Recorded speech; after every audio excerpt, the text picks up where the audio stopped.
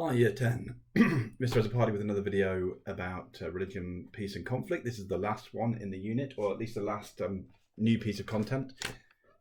I'll be doing some extra videos about exam questions and then about something about revision maybe as well. This last topic is terrorism, which is a controversial topic, of course. It's ethical views about terrorism is what we're looking at. So why people are against terrorism, which will be nice and easy, and also why some people have at various times been in favour of terrorism. We'll look a little bit at that. So what I want you to do is to make notes on these slides. So you can do it in one of two ways. If you've got some A3 paper, it's nice to do a mind map. I think that would be the best way. If not, you can just use normal paper and just make kind of notes as we go along. So this will be your title either way, either in the centre of your mind map or on the top of your page, ethical views about terrorism. Now I'm going to divide it into 4 sections. The last section will probably be the longest, which is where we look at Christian views. But there's quite a few things we need to talk about before we talk about Christian views. And one of the reasons for that is in the specification the exam board give us, usually because we're doing these ethical questions from a Christian point of view, usually we would just look at Christian views. But because terrorism is a kind of important issue to understand and to know about, the exam board and the government want you to more broadly know some things about terrorism and religion and the interaction between the two. And so there are things that you need to know that aren't just related to Christianity on this unit, if that makes sense. So let's go for the first subtopic. The first subtopic is going to be general information. I'm just going to give you some general information about terrorism, what it is, how we define it, and also about why it's difficult to define what terrorism is. So here's a definition that you should write down. Terrorism is the illegal use of violence to cause fear and intimidation for political aims. It is often carried out against civilians rather than military targets. So yeah, terrorism is using violence. So it's something that's violent. You know, it involves violent attacks, most famously bombings, things like that. To cause fear and intimidation. Well, of course, that is what violence is about, using fear and to cause fear and intimidation, and for political aim. So it's trying to bring about a political aim. It's often carried out against civilians. Yeah, so usually when we think of terrorism, we think of people attacking innocent civilians, not people attacking an army. Now, why is it a tricky definition? Well, what's tricky about it is that every time when violence is used, or almost every time, it's used for a political aim. So when we go to war against another country, we're doing it for a political aim. So often terrorism is usually, that word is usually used when we don't like the political aims of the people who are doing it. It's usually used in a negative sense. Terrorism is a kind of negative thing. People are using it for bad political aims. But obviously that's subjective. So if someone agrees with, if I label someone a terrorist and someone else agrees with their political aim, they might not call them a terrorist, they might call them a freedom fighter, someone who's fighting for freedom because they agree with those political aims. That's why it's very hard to define what a terrorist is, because if we say everyone who uses violence to achieve their political aims is a terrorist, then that includes huge numbers of people who we might think have fought for a good reason. So it's quite difficult to define what a terrorist is. So I'll just go through the definition again. Someone who uses violence for political aims. They try to get a political benefit, freedom for their country, or maybe to rule over another country, or whatever it is they want to do. That's terrorism. Yes, more often than not, the second bit is important. It's about carrying out violence against civilians rather than in a kind of normal war. That's another part of the definition. Okay, so I want you to write down this quote: "One man's terrorist is another man's freedom fighter." It's a famous quote, but I can't find who it's attributed to. It's more like a famous saying. So I want you to write that down and explain what it means. So this is to say why it's so difficult to define what a terrorist is, because I might label someone as a terrorist and someone else might say, no, that person's a freedom fighter. So a terrorist is obviously a negative thing. A freedom fighter sounds like a good thing. So if someone's using violence to get freedom for their country, for example, some people see him as a terrorist because he's, using violence in a bad way. Other people say, no, he's a freedom fighter. He's using violence for a good cause. I'll give an example to help you understand. Okay, here is Nelson Mandela. Nelson Mandela we should have already looked at before, because he was when we looked at apartheid in South Africa. So if you remember, in South Africa, for many, many years until about 1994, they had this system called apartheid. That meant that there was a racist government in power, and they practiced separation and inequality between the different races, particularly between black and white people in South Africa. Now, Nelson Mandela was a person who fought against this and organised political groups to try and get rid of apartheid. And he was put in prison for many years for doing this. And eventually he came out. When apartheid ended, he was voted in as the president of South Africa. And he's held up, rightly, I would say today, as a great hero, because he fought for this great cause to get rid of apartheid and bring about equality for black people in South Africa. However, although he's seen as a great hero now, and like I say, I'd agree with that assessment of him as a hero, he wasn't always seen in that way, not only by the government of South Africa, the racist government, but also by some governments outside of South Africa. And this just shows how it's difficult to define what a terrorist is, because people saw Nelson Mandela as a terrorist. He was often labelled as a terrorist, and he did in fact plan and believe in the use of violence to get rid of apartheid in South Africa. So from the 1960s onwards, Nelson Mandela travelled throughout Africa and other parts of the world, studying the ways in which different groups in different parts of the world used violence to try and take power in those countries. So he did plan attacks on the South African government, and when he went to prison for a long time, and when he was arrested and went to prison, he said this at his trial. He said, "I do not deny that I planned sabotage." So he planned to use violence to overthrow apartheid. "I did not plan it in a spirit of recklessness or because I have any love of violence. I planned it as a result of a calm and sober assessment of the political situation that had arisen after years of tyranny, exploitation and oppression of my people by whites." So here's a person who decided he thought he should use violence to overturn this terrible system of government in South Africa, and he thought it was the right thing to do. But if you look back to our definition of terrorism, it would come under that definition. It was illegal in that government to do what he was doing. He was trying to terrorize people, trying to bring about fear and intimidation, use that violence to get his political aims, to end apartheid. And that would probably have involved the attacks on not just political targets, but maybe civilians as well. So it's interesting to look at those definitions. Some cases of terrorism are really clear cut. This person, people are using terrorism in what is clearly an evil way. But in other cases, it's difficult to define what's a freedom fighter and what's a terrorist. Okay, that was a bit of a long-winded introduction, but I thought it was interesting to talk about. Okay, second one I want to talk about is about Islam and terrorism. Obviously, this is quite a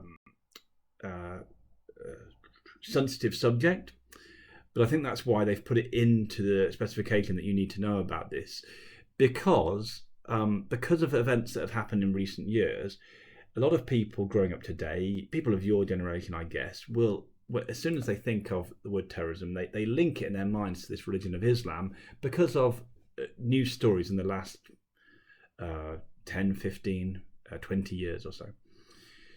So why is that? Well, groups like ISIS, or Islamic State, sometimes called, and Al-Qaeda mean that many people today associate Islam with terrorism. So we're thinking about things like the September 11th attacks of 2001, the 7/7 attacks in Britain, where people planted bombs on buses and tube stations in London, the attacks in France, and then there's been various other, smaller scale but still very serious attacks in the UK and elsewhere.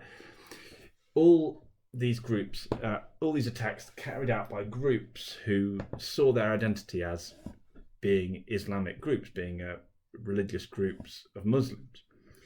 However, this causes a problem because there are serious problems with making this association with saying, well, there's a fundamental link between Islam and terrorism. Why is there a problem with that? Well, firstly, there are terrorist organisations who've linked themselves to many religions in the past, not only Islam. For example, the IRA, which was the Irish Republican Army, claimed to represent the Roman Catholic community of Northern Ireland. They weren't an expressly religious group, but they were very much associated with the Roman Catholic side of the dispute in Northern Ireland, which we looked at when we looked at reconciliation, the split between Protestants and Catholics in Northern Ireland. In that dispute about who ran the country of Northern Ireland, or the province of Northern Ireland, the Roman Catholic side, many people on the Roman Catholic side wanted the Northern Ireland to become part of the Republic of Ireland, and the Irish Republican Army, the IRA, were an armed military group who committed violent acts, include planting bombs in various parts of England, in order to their idea was to intimidate the British government into giving Northern Ireland to the Republic of Ireland, making Northern Ireland part of the Republic of Ireland. So that means that when I was growing up, if you thought about terrorism, if that word came up, you immediately thought about the IRA. That was the group that came up, and therefore, if there was any religion that people linked terrorism to, it was the Roman Catholic religion.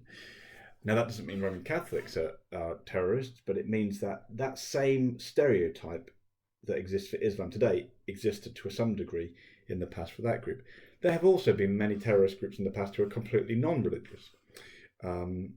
So it's not true to say that most or all or even most terrorist groups are Muslim.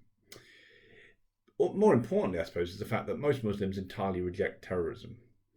Islamic terrorist groups say they are following the Islamic teaching of jihad. Jihad means struggle, and that is an important teaching in Islam, this word struggling. However, jihad actually the primary meaning of the word jihad in Islam is the struggle within oneself to be a good Muslim. So the struggle to overcome all your temptations to do bad things and stay on the true path of Islam. It doesn't mean primarily to struggle against other people and fight against other people. Islam does allow violence to be used on some occasions for self-defense. However, it does not allow aggressive violence against civilians. In fact, the Islamic rules about when you go to war are quite similar to the rules of just war theory. So things like terrorist attacks are explicitly ruled out. Islam teaches that people should live in peace with those of other faiths and not force them to convert. So those are just some facts about Islam, and I want you to make notes on these things. Make notes on why people sometimes link Islam with terrorism. Talk about the reasons why that's wrong. Firstly, you need to explain that there have been many non-Islamic terrorist groups. Secondly, and more importantly, you need to say most Muslims are against terrorism, and in fact, most Muslims follow rules about going to war, which rule out the use of aggressive terrorism against civilians or in order to convert people to your religion. Okay, slide number 3.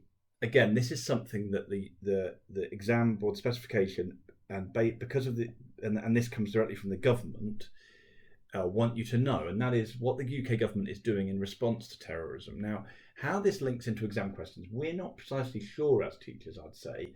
It just has to be on the specification. Whether that means it won't be in exams, I don't think we can definitely say that, but how it comes into exams is kind of confusing.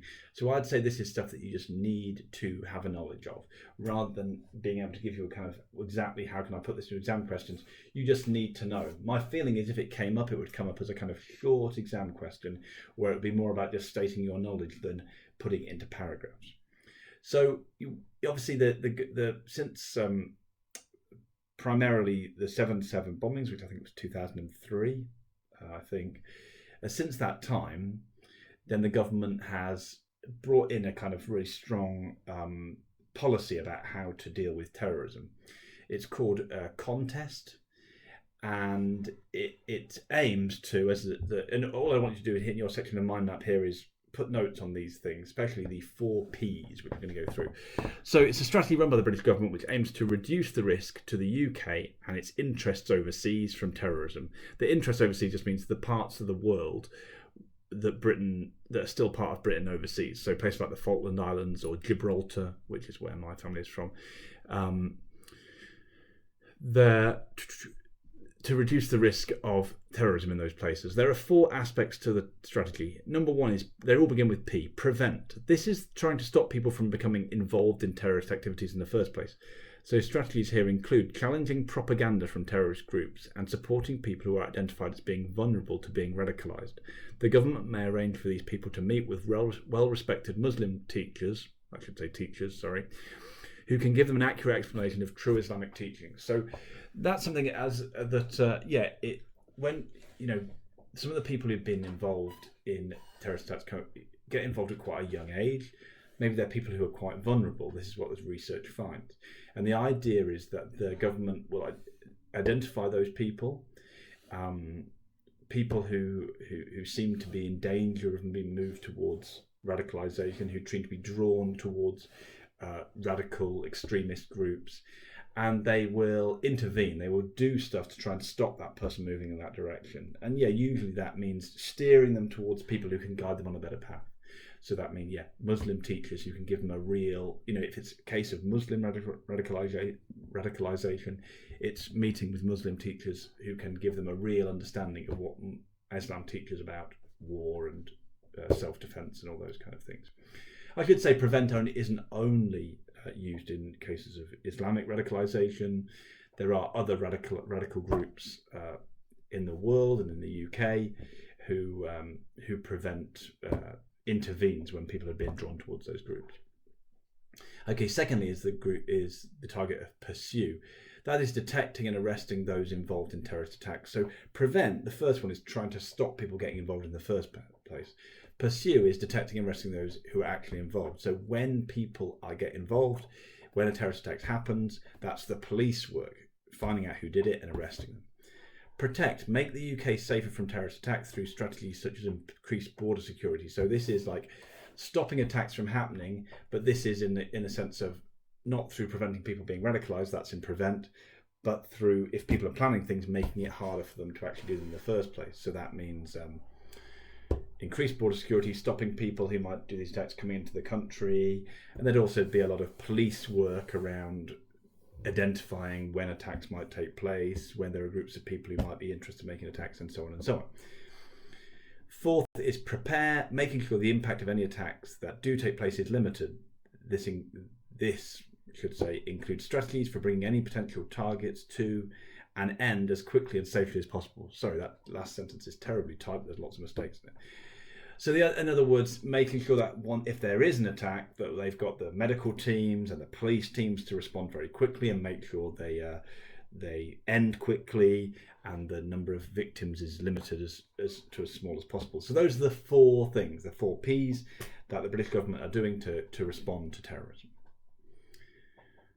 Okay, we're going to move on to the last one, and this will probably be the longest section, which will be Christian response to terrorism. Okay, Christian views on terrorism. So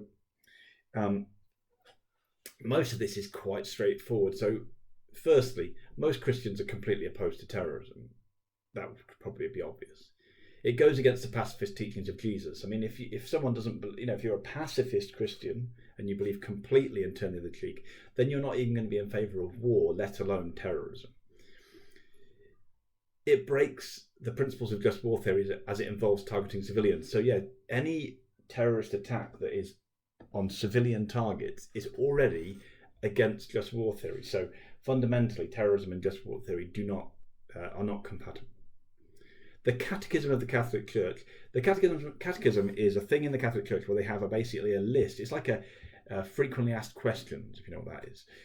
It's a list of questions that someone might want to ask the Catholic Church, and with a list of answers. So it just tries to clear up questions that might be difficult.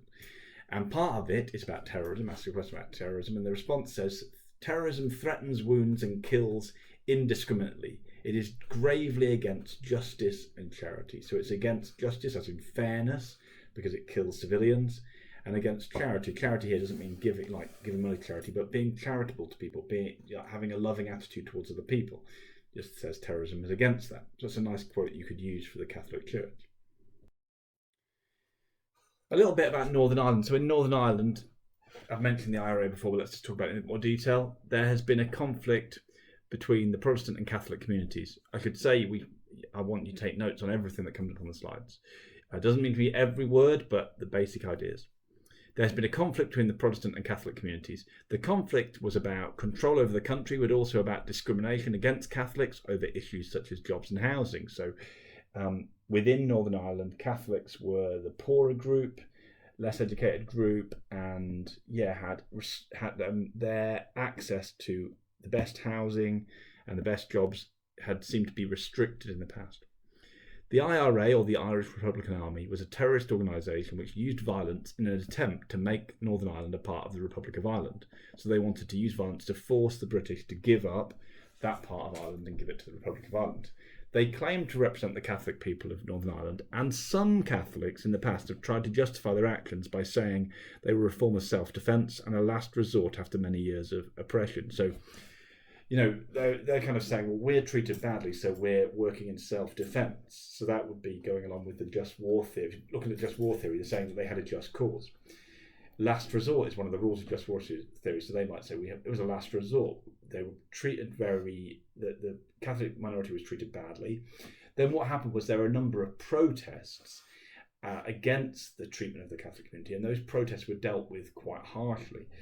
Very harshly, in fact, and it involved and that led to with violence towards the protesters. Some people were killed who were peacefully protesting, and so that is what drove some people to go to violence, because they felt like, well, we've tried the peaceful stuff and we've actually been attacked for it. So some people would say, yeah, self-defense, last resort. We're kind of following just war theory. Of course, there's a big problem there, because just war theory doesn't allow attacking civilians, and that's what the IRA did. And that sort of thing has led people like Cardinal Timothy Nolan, some senior person in the Catholic Church. A cardinal is a very senior person in the Catholic Church, just below the Pope. There's another typing error there. It says cardinal. It should be cardinal, Cardinal. Cardinal Timothy Nolan said the IRA did was a perversion of everything the Church stands for. Might seem like a strange choice of words, but a perversion here means it kind of twists everything the Church stands for. You know, the Church is for love your neighbour, being peaceful, turn the other cheek, and he said the IRA is a perversion of that. It turns that into violence. So that's one example of maybe they're not quite a Christian group, really. That many members of the group would be Catholics, but they didn't really see themselves as a Christian group, but a group who, in some ways, used Christian ideas to try and justify violence. Okay, it's good if you can give an example of a Christian group who has agreed with terrorism, and the only way you can really do this is by looking at this thing called dominion theology and looking at a group who followed it. So it should stress that this is a very small number of Christians who follow this particular way of looking at things. Most Christians don't agree with it at all, but it is worth putting in as a kind of different point of view. So dominion theology. Dominion means power, having power over things. And in the Old Testament, the Bible, in the creation story, God gives people, human beings, dominion over the world. So that Christians believe that God has said human beings have power over the world. We'll come and look at that more when we look at Christian teachings in a later unit. But dominion theology is based around this. So let's read it through. Dominion theology is a teaching found among a very small number of Christians today. It is based on the idea that since God has given humans dominion, which is power, over the world, this means that Christians should take power over the world and be in charge of all government and laws. So this is the idea. They've gone from the idea that God gave human beings power over the world to saying, well, Christians are followers of God, therefore they should have power over everyone. So followers of this teaching have sometimes justified the use of violence, as they think that it is the right and duty of Christians to take over governments which are not run according to Christian teachings. So the idea would be that Christians should have the power. If someone's ruling who's not a Christian, not ruling in a Christian way, Christians should take power by force. Now, as you can imagine, most Christians today disagree with dominion theology. They think that when God gave people dominion over the world, this meant he wanted them to take care of the environment, not that he wanted Christians to rule over the other people. There are two real problems with Christian theology, dominion theology.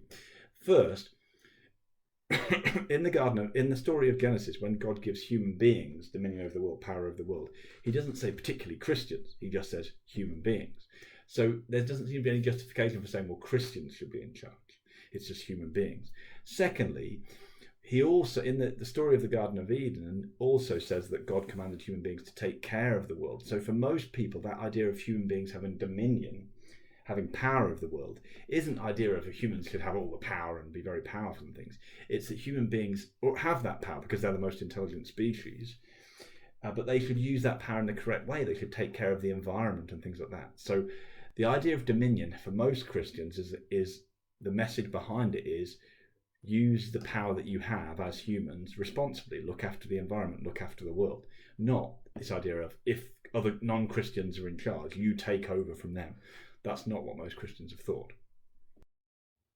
However, in one case, the idea of dominion theology has been used by Christian groups. So the NLFT are the National Liberation Front of Tripura. They are a Christian terrorist organisation based in Tripura, India. They aim to establish Tripura as an independent state, so they want to break away from the Indian government for this particular part of India and make it an independent state. It's a part of India where quite a lot of Christians live. It is linked to the Baptist Church of Tripura, so it sees itself as a kind of Christian organisation, and it uses dominion theology to justify its use of violence. So it uses this particular way of looking at the world, from a Christian point of view, to say Christians should be in charge of the world, therefore they say we should be able to have independence for our part of India because we should be ruling over it. And that is the and they use terrorism based on that idea. So that's a very exceptional example in the Christian world, this group who use dominion theology to back up their ideas. But it's interesting there is that example, and you can use it in exam questions. Okay, last thing. I want somewhere on your mind map or your notes just to put some notes about how we might answer a question like this. Explain Christian beliefs about whether terrorism could ever be accepted. 6 marks. So you'd need 3 SEEs. It's actually quite straightforward, and I guess a lot of you would have been able to you'd probably be able to figure out what you might want to write about this without even doing this lesson, because a lot of these views a lot of the views we've seen on violence can just be applied to terrorism. So look, you only need 3. I think the top 3 would be the best 3, and we can just say what they think of. I can just talk you through what they think about this question. So pacifists, well, obviously they'd be against terrorism because terrorism is a form of violence and they're against all violence. So you could just use the quote. If someone slaps you on the right cheek, turn to him the other cheek also. Just war theory, well, your evidence is just explaining what just war theory is. I would particularly pick out the bit about avoiding civilians. And then, yeah, it's against terrorism by its nature goes against just war theory because it targets civilians. Dominion theology, your evidence here would have to be explain what dominion theology is, use the idea of dominion, power, and the fact that in the Bible, God gives human beings power over the world, and then explain how dominion theology interprets that idea and how it's used to justify terrorism in some particular cases. I'll put 2 other ones here that I haven't mentioned in these slides, but holy war. Well, I would say holy war, in principle, that idea could be used to justify terrorism, because you could say, well, if God commanded someone to a terrorist attack, then according to holy war it would be allowed. This is why some people often think of holy war as a very scary idea, because people are like, well, what if someone just thinks they've been commanded by God to attack someone? Then if the idea of holy war kind of helps them to justify it, because they can say, well, yeah, God commanded people in the Bible to do it, and so on and so on. However, you might say, if some people who believe in holy war in general might say, well, but look, in the Bible, God never commanded anyone to do a terrorist attack. They attacked. He commanded wars, but nothing that's similar to modern terrorism, maybe. Lastly, situation ethics. Well, that's a more vague one, isn't it? Because situation ethics says do the most loving thing. You might say that in some situations it could allow terrorism. Look at the situation of South Africa. Maybe someone who believes in situation ethics could have said, well, to bring about the freedom of the people in South Africa, for black people in South Africa, Nelson Mandela would have been justified in using terrorism. However, on the other hand, some followers of situation ethics might feel, well,